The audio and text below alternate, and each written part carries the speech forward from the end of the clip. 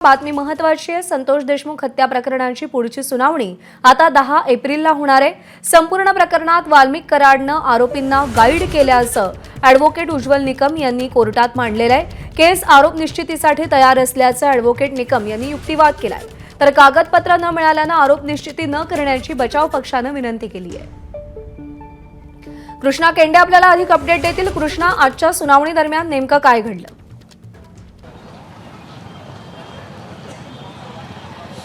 आजची सुनावणी साधारणपणे 11:30च्या पावणे 12च्या दरम्यान या ठिकाणी सुरू झाली। सुरुवातीला सरकारी वकील उज्ज्वल निकम यांनी देशमुख कुटुंबियांचे वकीलपत्र न्यायालयासमोर सादर केलं।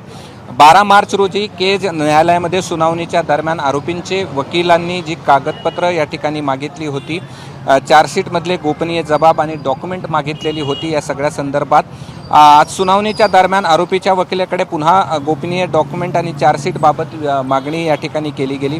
सरकारी वकील उज्ज्वल निकम यांनी त्यांच्याजवळील केस संदर्भात जे डॉक्युमेंट होते, जी कागदपत्र होती, ती न्यायालयासमोर या ठिकाणी सादर केली। सुनावणीच्या साठी आरोपीच्या वतीनं 3 वकील या ठिकाणी न्यायालयामध्ये हजर होते। यावेळेस खंडणीचा घटनाक्रम जो आहे तो ॲडव्होकेट उज्ज्वल निकम यांनी न्यायालयासमोर या ठिकाणी मांडलेला होता। खंडणी प्रकरणात वाल्मिक कराड याचा जो सहभाग आहे याचा घटनाक्रम या ठिकाणी पूर्ण मांडला गेला। वाल्मिक कराड यांनी खंडणी जगमित्र कार्यालयात या ठिकाणी मागितली गेली असा युक्तिवाद या ठिकाणी सरकारी वकिलांकडनं करण्यात आला। खंडणीचा घटनाक्रम सांगत असताना या सगळ्यासमोर म्हणजे न्यायालयासमोर काय काय घटना घडल्या गेल्या, कशा कशा पद्धतीने त्यांच्या मिटिंग झाल्या, कुठे या ठिकाणी मिटिंग झाल्या, त्यामध्ये कसं ठरलं घेतलं, संतोष देशमुख हे खंडणीसाठी कशा पद्धतीने अडचण ठरत आहेत असा त्यांचा संवाद झाला, हे देखील मांडलं गेलं। या सगळ्या गँगचा लीडर जो आहे तो सुदर्शन घुले आहे का, असा या प्रकारे याच्यातनं स्पष्ट होतं आहे, अशा प्रकारचा देखील युक्तिवाद मांडला गेला। वाल्मिक कराडाच्या आवाजाचे नमुने या ठिकाणी घेण्यात आलेले आहेत आणि जे फोन रेकॉर्ड्स या ठिकाणी पोलिसांकडे आहेत, कॉल रेकॉर्ड पोलिसांकडे आहेत, यावरनं हा आवाज ओळखला आला आहे आणि हाच तो आवाज आहे अशा प्रकारचं देखील सांगण्यात आलं। 29 नोव्हेंबरला खंडणी प्रकरणामध्ये बरंच काही घडलं असं देखील यामध्ये सांगितलं गेलं। विष्णू चाटेच्या ऑफिसमध्ये 29 तारखेला जी बैठक झाली होती त्यावेळी देखील सगळे आरोपी यामध्ये सहभागी होते असं देखील सांगण्यात आलं। 8 डिसेंबर रोजी नांदूर फाटा येथील एका तिरंगा हॉटेलवर विष्णू चाटे, सुदर्शन घुले यांची बैठक झालेली होती आणि त्यामध्ये तुम्ही तिथे गेलात आणि कसा अवमान करून आलात अशा प्रकारचं तिथे चाटे आणि सुदर्शन घुलेला सांगितलेलं होतं आणि यामध्ये तुम्हाला काहीतरी ठोस करावं लागेल अशा प्रकारचं देखील आपण चार्जशीटमध्ये पाहिलेलं होतं, हे देखील त्या ठिकाणी मांडण्यात आलेलं होतं। संतोष देशमुख हे खंडणी प्रकरणात कसे आडवे येत आहेत अशा प्रकारची चर्चा देखील त्याच मीटिंगमध्ये झाली असं देखील युक्तिवाद मांडण्यात आलेला होता। याबरोबरच सरपंचाला कायमचा धडा शिकवा असं विष्णू चाटे त्याच म्हणजे ज्या तिरंगा हॉटेलवरती बैठक झाली होती तिथं म्हणालेला होता असं देखील सरकारी वकिलांच्या वतीनं मांडण्यात आलेलं होतं। आणि एक महत्त्वाची गोष्ट जी CDRमध्ये किंवा यापूर्वी चार्जशीटमध्ये नव्हती आणि ती महत्त्वाची गोष्ट अशी आहे की सुरुवातीला आवादा कंपनीच्या बाबतीमधला प्रकार आला असेल, पण या सगळ्यामध्ये ज्यावेळेस कृष्णा आंधळे नावाचा आरोपी फरार होता त्यावेळेस त्यांनी विष्णू चाटे आणि वाल्मिक कराड याला फोन केल्याचं देखील बोललं गेलेलं होतं आणि त्यामध्ये देखील 3 वेळा फोन केला गेला असल्याचं देखील या ठिकाणी मांडण्यात आलं। आरोपीच्या वकिलांनी असं म्हणणं होतं की आम्ही जी कागदपत्र मागितलेली आहेत, आम्ही जे एव्हिडन्स मागितलेले आहेत, आम्ही ज्या प्रकारचं CDRची कागदपत्र मागितली आहेत त्यामुळे या सगळ्यामध्ये तुम्ही दोष सिद्ध करू शकत नाही आहेत आणि आम्हाला ती कागदपत्र मिळण्यात यावेत अशा प्रकारचा युक्तिवाद मांडला। आणि या सगळ्या प्रकरणानंतर यामध्ये पुढची सुनावणी जी आहे ते 10 एप्रिल रोजी या ठिकाणी ठेवण्यात आलेली आहे आणि 10 एप्रिल रोजी या सगळ्या प्रकरणाची पुढची सुनावणी होईल, त्यात आणखीन या प्रकरणातले अपडेट येतील। बरोबर आहे, अत्यंत सविस्तरपणे ही सुनावणी झाली आहे। कृष्णा, तुम्ही सोबत राहा, आणखी काही अपडेट तुमच्याकडून जाणून घ्यायचे आहेत।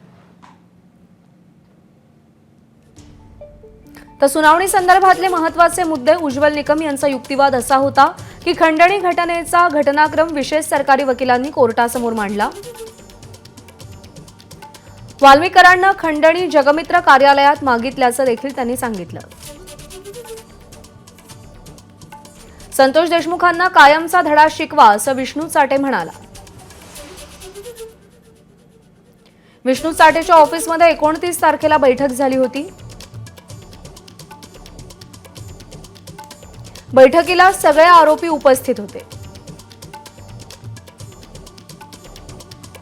8 डिसेंबरमध्ये हॉटेल तिरंगा इथं विष्णू चाटे आणि सुदर्शन घुलेची बैठक झाली.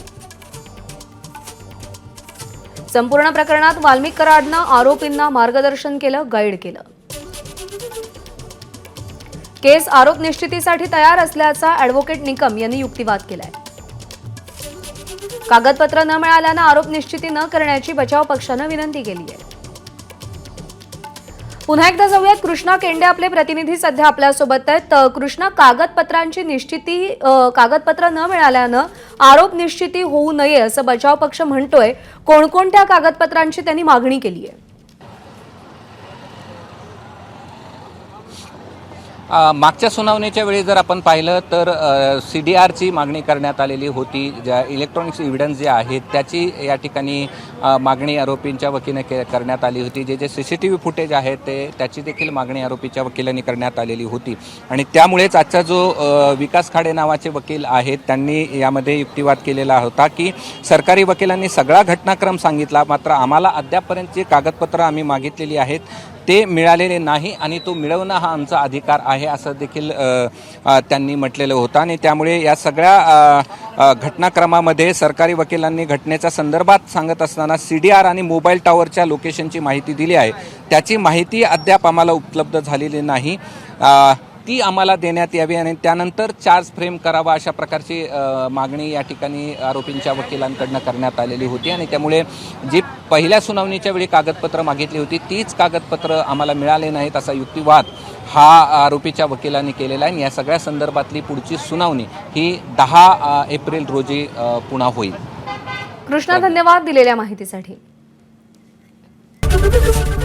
ABP माझा, उघडा डोळे बघा नीट.